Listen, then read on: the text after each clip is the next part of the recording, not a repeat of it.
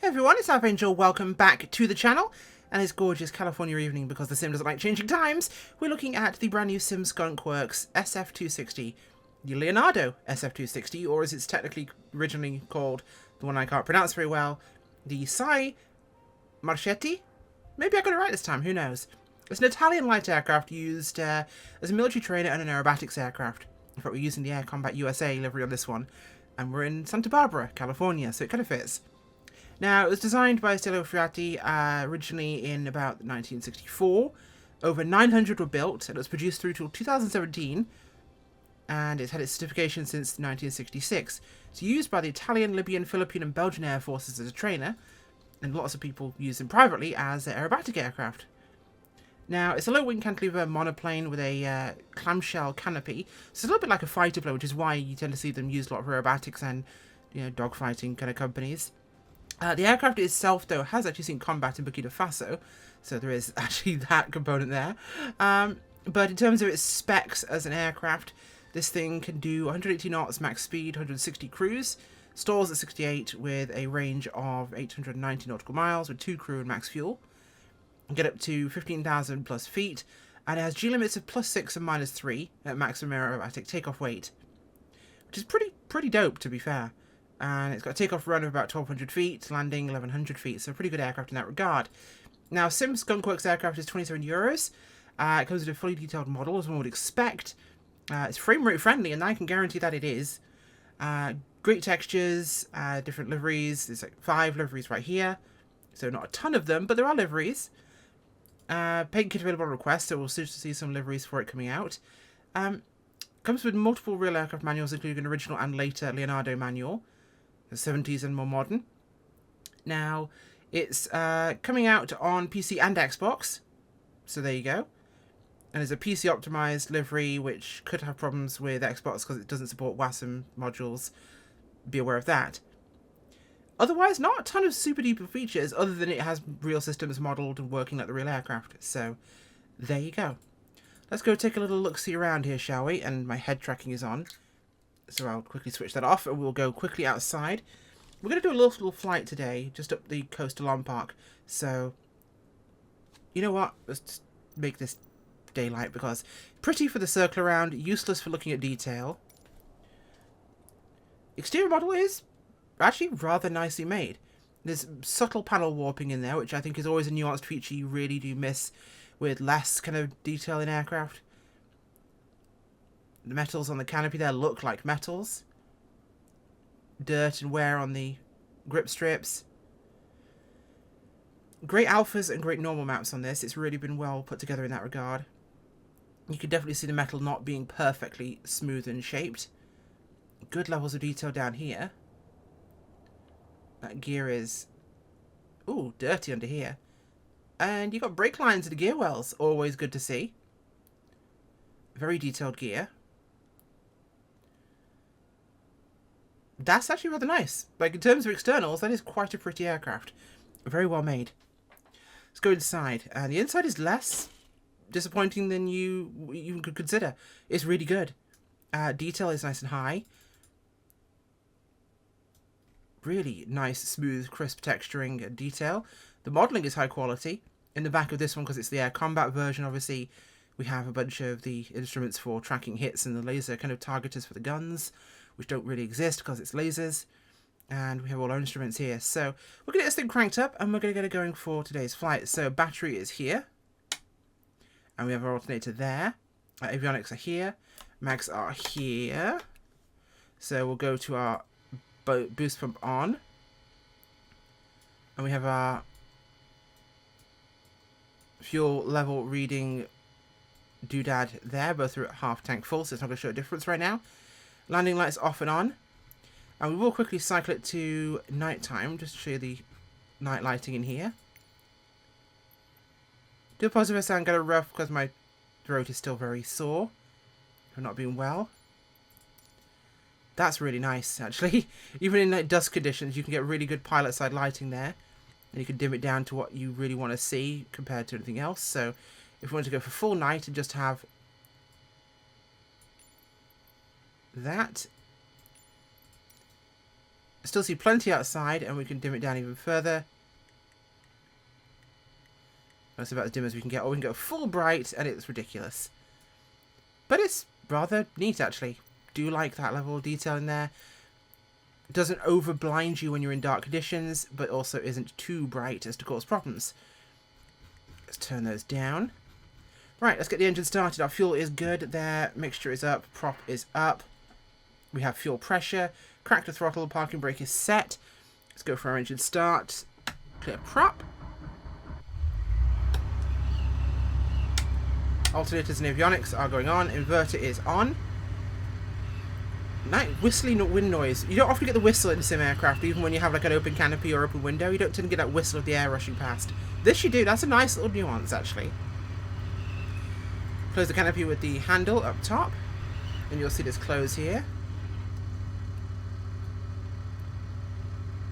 You know, and I said it's frame friendly before, because last time I flew it, I took it out a minute ago, and it was at 70 FPS, and now I'm at 24. Not sure why that is. We'll see how this goes as we taxi out. May restart the sim during the video. Who knows? But flight sim do be screwy sometimes, so that's the wrong button to press there. Parking brake is off. Or I turned it on. No, I turned it off. Excellent. Great visibility here, actually.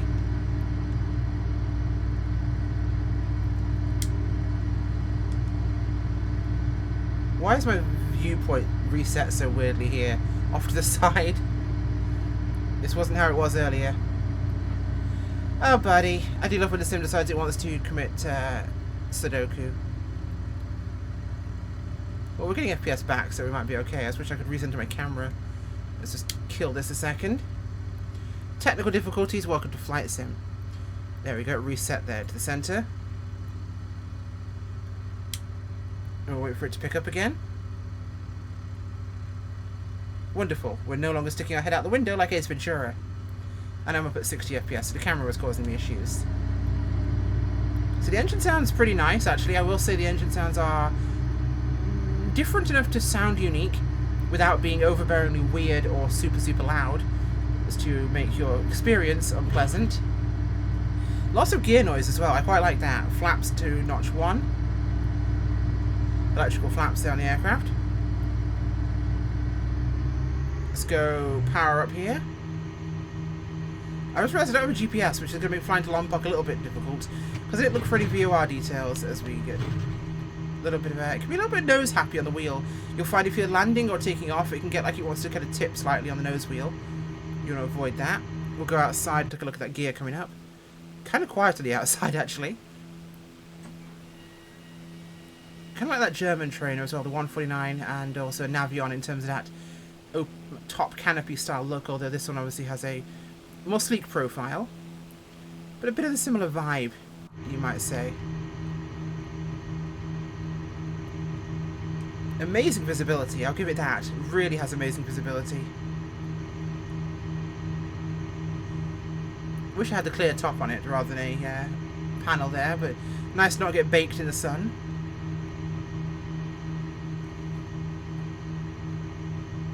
Also, say hello to my cat. Yes, hello cat. Again, for those asking, this is the Got Friends Best Friend pack.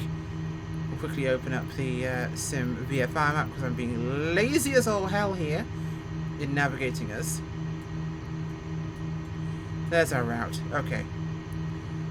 Wonderful. Nice and simple to Lombok, California. So hit the river and follow it that way. So we're basically on course right now. We'll just center like that. Fly till we hit the river and we are Gucci.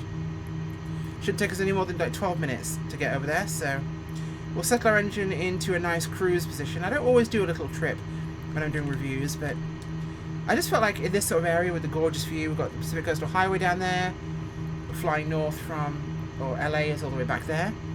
It's a lovely day to fly in California, so why not do just that? So manifold, I'm going to put it to about 28 here. Let's pull our prop back to about 2500. In fact, we'll square it up at 2525. Much richer engine note here. Let's leave my pedals idle out a little bit there.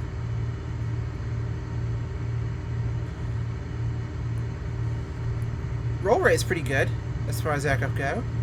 We'll maybe do a loop or two once we get towards Lombok and actually see what she'll do. My track record of aerobatics isn't strong, so don't hope for too much, guys.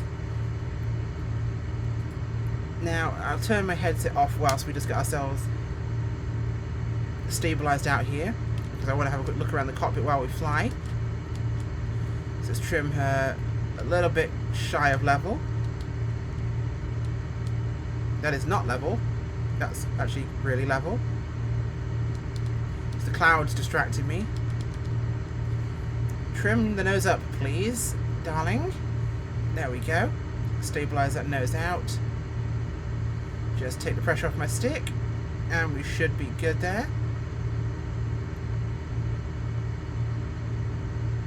Okay, just behave yourself. A little pitch sensitive, not in terms of the pitch trim is sensitive compared to the actual pitch of the aircraft, so we're climbing here. I don't necessarily want to be, so we're going to try and just let that settle out without dropping the nose too much, because I want to be able to quickly look around here and show you guys. No autopilot, obviously, it's not really equipped for that, but of course we have a very nice readable artificial horizon here, although there seems like there should be some sort of functionality given that that does have heading and course indications on there. The manual that comes with the aircraft is not an actual, say, aircraft manual as much as it is the aircraft's real world manual. So down here we have our radio, well, it's a TACAN module, which is obviously military trainer, so that would be a logical option for that kind of navigation. Not sure if it works. Again, the manual is the real aircraft manual, not the sim plane. We've got our usual nav comms, we've got our transponder, exactly what we need to have. This does not click or function. The DG systems do not click or function either. So we're kind of going off what it shows there. We do have battery temperature and state, which is useful to see at least. Hot and cold air airflow, fuel valve there, they're open. Fuel tank selectors here for left and right main and tip tanks. So if we were to go over there, the detailing on the panel is gorgeous, I will say. They've really done a nice job with that. Everything does look very well put together. Hello, meow. Water treatment plant down there. Now, the river we're looking for should be over there somewhere. The tail end of the valley. She's a very nice plane to hands-on flying. She's not slow either. Although we are kind of really being gentle on our manifold pressure. Let's put things forward a little bit here. Manage our prop there. Push up towards 150 knots or so. We are still climbing too, about 500 feet a minute, so she's doing a great job. Definitely got a good performance for a tourer. Like I say, it seems like it should have an autopilot, but it doesn't seem to have an autopilot, which is a weird little nuance there.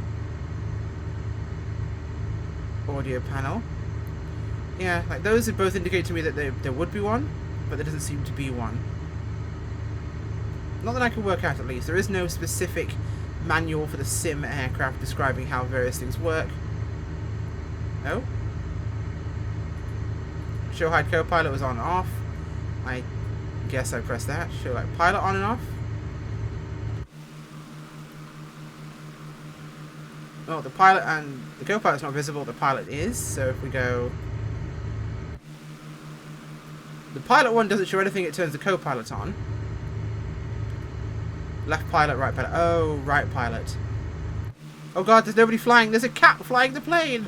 Oh god, what are we going to do? There's a cat in command. Yeah.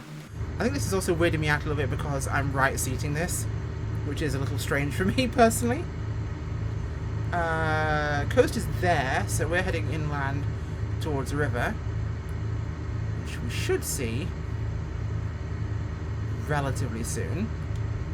I don't want to open the VFR map again, but I would be looking at sectional charts and referencing things, so that's my excuse.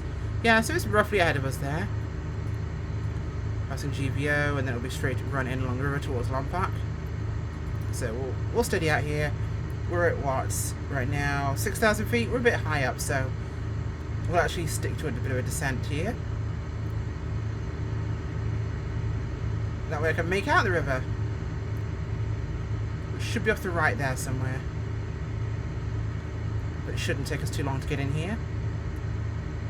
It's simple. It's very expensive for what you get. I will say, 27 euros is a lot, but it is beautifully modelled and textured. I'll give them every ounce of that. For 27 euros, I would have expected some more avionics options, the ability to support the various GTN units, maybe to support the Sims default GTX or RTX. My acronym's terrible. GNS units would have been nice. And if those features already exist, how do you find out about them? Because there is no specific sim aircraft manual, just real-world aircraft. So, learning about various nuances and features of the aircraft is basically hovering over against stuff and guessing, because there isn't a lot of specificity. If there is, they don't describe it very well. But yeah, there's no ground candy items like chocks or tie-downs, pitot covers, so that's a slight disappointment for an aircraft that's 27 euros. It's not cheap, but this one has a small place in my heart because it reminds me of the Real Air SF 260. They made the Duke, of course, and the Duchess, and they also made one of these, and it was one of my favourite little aerobatic single-engine aircraft in the sim.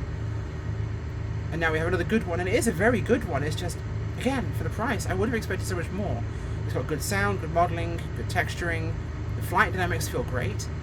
The sounds are great. But I expect more. In this market, in this era, $20, 20 euros sort of ballpark is what we're looking at for the average add-on. And you can get a lot for those prices. There are plenty of developers out there giving you lots for that. 27, I expect a lot more features. I expect systems depth, which this says it has. But no way to really check things like wear and tear, oil level, and pressure. So if there are systems in there, how do I see them? There's a lack of navigation support. Clearly the aircraft is equipped to basically have some level of autopilot functionality, but doesn't have it. And the navigation options are very limited, so its utility beyond taking off from your local airport and flying around during aerobatics, other than using TACAN for military navigation or VORs, is limited, which feels like they're lacking something there. There's a whole panel which could have been used over for GTNs or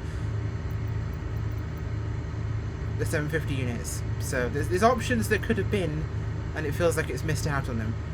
So we've passed over the river. It's over this side of us now. Where are you? There she is. Okay. Time for a little aerobatics whilst we work this out. Because Lompoc should be 12 o'clock. Not too far away. Let's build some speed here. Uh-oh. Yes.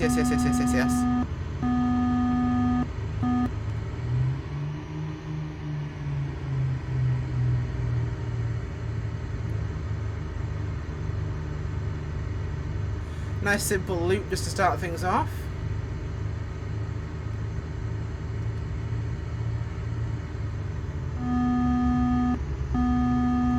Plenty of speed to gain on the lower side of the loop. Power on as we level off.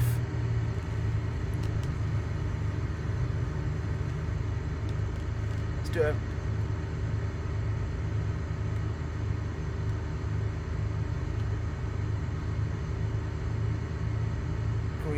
No, doesn't want it to hold itself over there.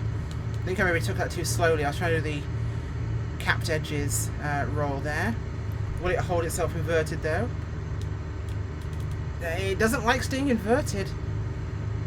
It's almost got a knife edge balance there on it being inverted. It will hold it that way.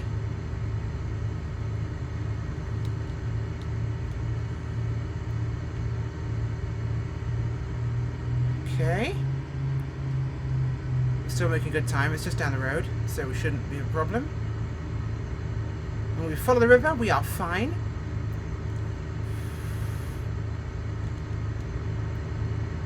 Let's have some fun here.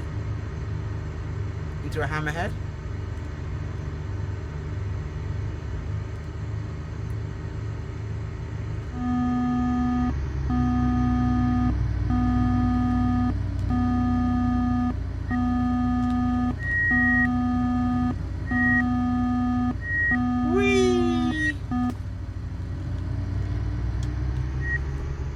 Oh god, what have I done to myself here?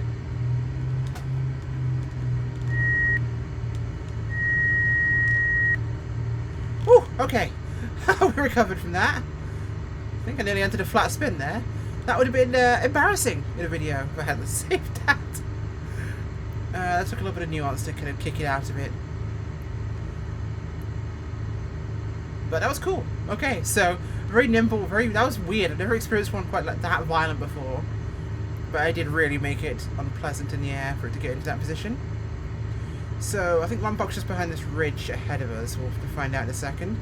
So river is down there, winding through the land ahead of us.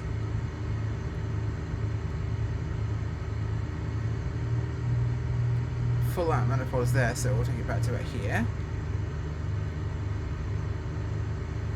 Where are you, Lompoc, California? I know it's around here. I'm going to try and not do this using the VFR map again. Bit of a crutch, but with lack of other navigation options, I probably could look for a VOR, but I didn't. Didn't plan ahead, did I? Why would I plan ahead? Planning ahead's for fools. And people that like surviving. Okay, yeah, so after this section of Oxbows, we go up to the kink in the river, and it's there. So it should be somewhere there, maybe? Or there.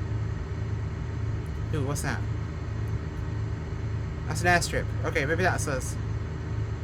Cool. That seems about right.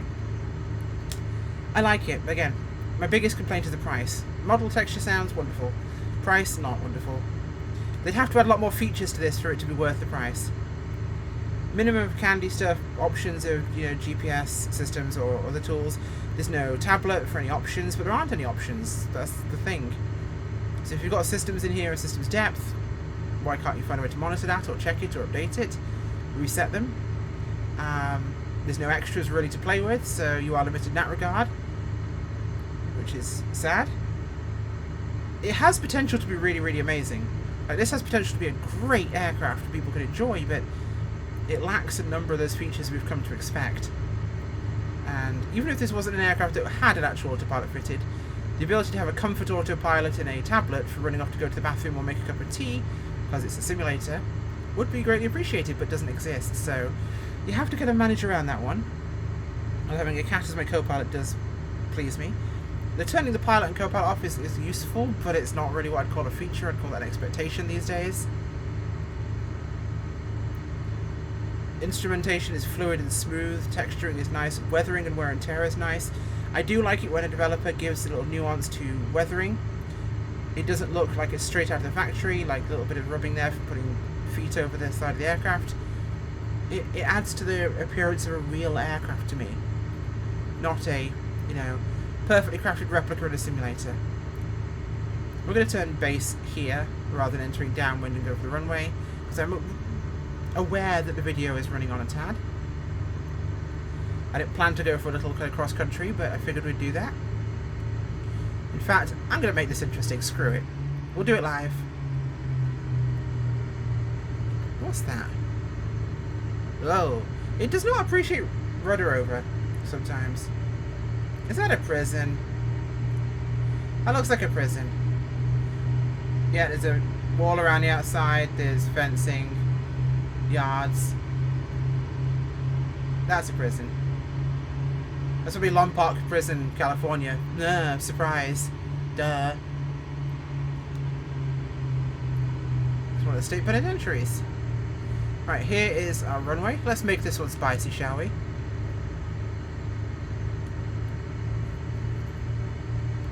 Just flat like we stole it.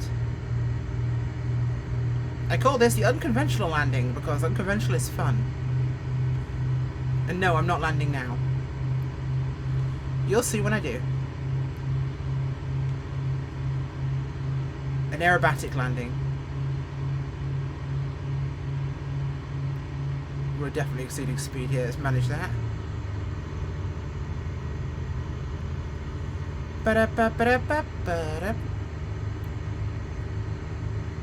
Right, now is not the time for you to fail at inverted flight.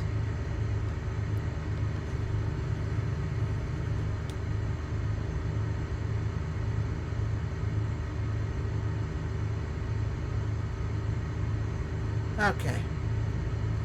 The aerobatic landing commencing in 5, 4, 3, 2, 1. Hi, runway.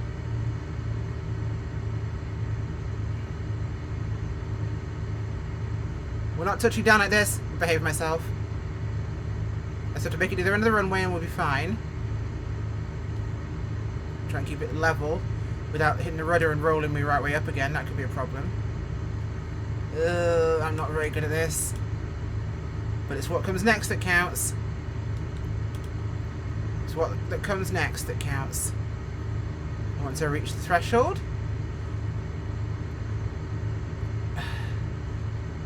Come on. That's it. A little bit of nuance. I am so bad at this. I'm making a real big deal of this. The more I deviate, the worse it gets. Okay, we're nearly there. And we're somewhat level on the runway heading, which is what we needed.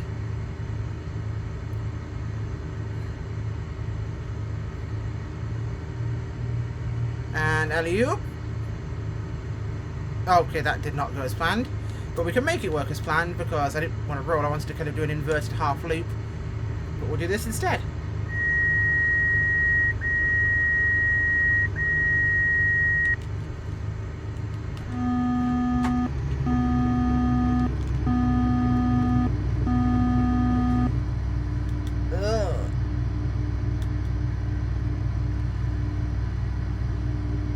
Straight back on runway heading. Just missed the lights.